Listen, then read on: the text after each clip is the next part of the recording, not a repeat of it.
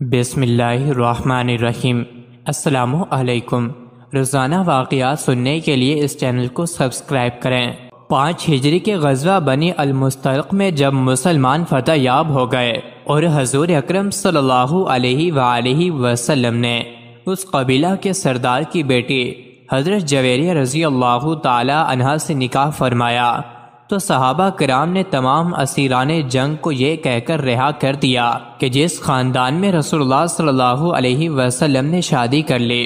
اس خاندان کا کوئی آدمی غلام نہیں رہ سکتا۔ مسلمانوں کے اس حسن سلوک اور اخلاق کریمانہ سے متاثر ہو کر تمام قبیلہ کے مشرف با اسلام ہو گیا۔ اس کے بعد حضور صلی اللہ علیہ وسلم نے ولید بن عقبہ کو اس قبیلے والوں کے پاس بھیجا تاکہ وہ قبیلے کے دولت مندوں سے زکوٰۃ وصول کر کے ان کے فقراء پر تقسیم کر دیں۔ قبیلہ بنی المستلق لوگوں کو جب ولید کی اس آمد کا علم ہوا تو وہ عامل اسلام کے استقبال کے لیے خوشی خوشی ہتھیار لے کر بستی سے باہر میدان میں نکلے۔ زمانہ جاہلیت میں اس قبیلہ اور ولید میں کچھ ناچاقی رہ چکی تھی، اس لیے پرانی عداوت کی بنا پر استقبال کے اس اہتمام کو ولید نے دوسری نظر سے دیکھا اور سمجھا اور قبیلہ والوں سے اصل معاملہ دریافت کیے بغیر ہی مدینہ واپس لوٹ آیا اور دربار نبوت میں حاضر ہو کر عرض کیا کہ قبیلہ بنی مستلق لوگ تو مرتد ہو گئے اور انہوں نے زکوٰۃ دینے سے انکار کر دیا۔ اس خبر سے حضور صلی اللہ علیہ وسلم رنجیدہ ہوئے اور مسلمان بے حد برا فروختہ ہو گئے، بلکہ مقابلے کے لیے جہاد کی تیاریاں ہونے لگیں۔ ادھر بنی المستلق و ولید کے اس عجیب طرز عمل سے بڑی حیرت ہوئی، اور جب ان لوگوں کو معلوم ہوا کہ ولید نے دربار نبوت میں غلط بیانی اور تہمت طرازی کر دی ہے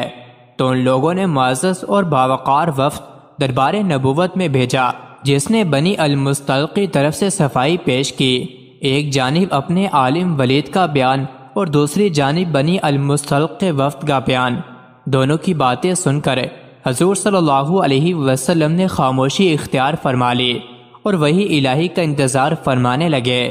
آخر وحی الہی اتری اور سورہ حجرات کی آیات نے نازل ہو کر نہ صرف معاملے کی حقیقت واضح کر دی بلکہ اس خصوص میں ایک مستقل قانون اور معیار تحقیق بھی عطا کر دیا۔ وہ آیات یہ ہیں: اے ایمان والو، اگر کوئی فاسق تمہارے پاس کوئی خبر لائے تو تحقیق کر لو، ایسا نہ ہو کہ کہیں کسی قسم کو بے جانے ہوئے ایذا نہ دے بیٹھو، پھر اپنے کیے پر پچھتانے لگو، اور جان لو کہ اللہ کا رسول تم میں موجود ہے۔ اگر وہ تمہاری بات اکثر معاملات میں مان لیا کرے تو ضرور تم مشقت میں پڑ جاؤ گے، لیکن اللہ نے تمہیں ایمان کو پیارا کر دیا ہے اور اس کو تمہارے دلوں میں مزین کر دیا ہے، اور کفر و حکم ادولی اور نافرمانی کو تمہارے لیے ناگوار کر دیا ہے،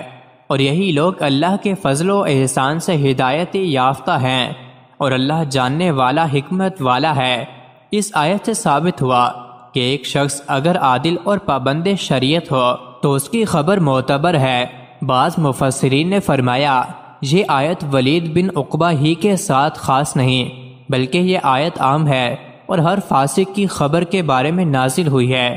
ولید بن عقبہ کو صحابی ہوتے ہوئے قرآن مجید نے فاسق کہا تو اس میں کوئی اشکال نہیں ہے، کیونکہ اس واقعے کے بعد جب ولید بن عقبہ نے صدقے دل سے سچی توبہ کر لی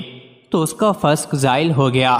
لہٰذا کسی صحابی کو فاسق کہنا ہرگز جائز نہیں ہے، کیونکہ اس پر اجماع ہے کہ ہر صحابی صادق اور پابند شرع ہے۔ مزید ایسے ہی